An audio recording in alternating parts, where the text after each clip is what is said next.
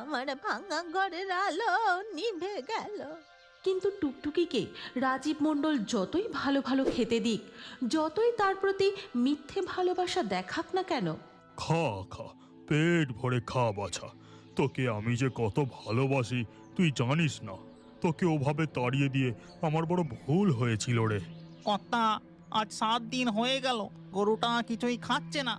এভাবে না খেয়ে থাকলে ও কি আর। আহ, থাম তো তুই। এই তো আমি আদর করছি, ও ঠিক খাবে।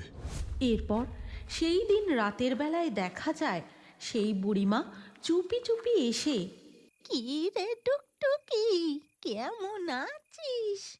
কত রোগা হয়ে গেছিস, ঠিক করে খাওয়া দাওয়া করছিস না নাকি?